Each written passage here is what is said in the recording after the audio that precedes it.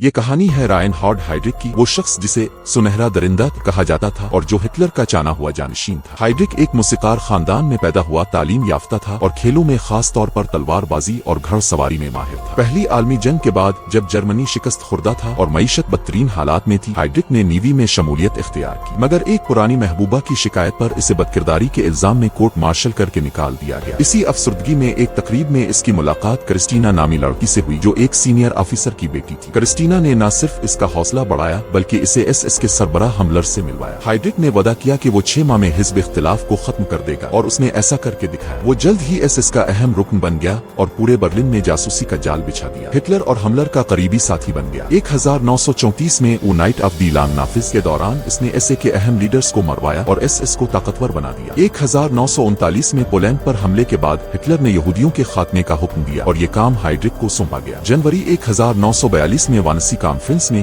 اس نے یہودیوں کی نسل کشی کا مکمل منصوبہ تیار کیا۔ لاکھوں افراد کو گیس چیمبرز میں مارا گیا اور بہت سوں کو گولیوں سے بھون دیا گیا۔ ان درندگوہے کی وجہ سے وہ ہٹلر کا پسندیدہ بن گیا، مگر چیکوسلواکیہ میں برطانوی خفیہ ادارے نے اسے ختم کرنے کی منصوبہ بندی کی۔ 2 برطانوی ایجنٹ پیراشوٹ کے ذریعے پراگ میں داخل ہوئے۔ جب ہائیڈرک کی گاڑی پر حملہ کیا گیا، گنجام ہو گئی، مگر ایک گرینیڈ سے اسے شدید زخمی کر دیا گیا اور کچھ دن بعد وہ چل بسا۔ اس کی موت پر ہٹلر نے پورے لنس گاؤں کو تباہ کر دیا، مردوں کو قتل کیا، خواتین کو کیمپوں میں بھیجا اور بچوں کو گیس چیمبرز میں مار دیا۔ ہائیڈرک صرف 38 سال کی عمر میں مر گیا، لیکن وہ ایک ایسا خونی قاتل تھا جس نے لاکھوں معصوم یہودیوں کو موت کے گھاٹ اتارا اور تاریخ میں ہمیشہ کے لیے ایک ظالم درندہ کے طور پر یاد رکھا جائے گا۔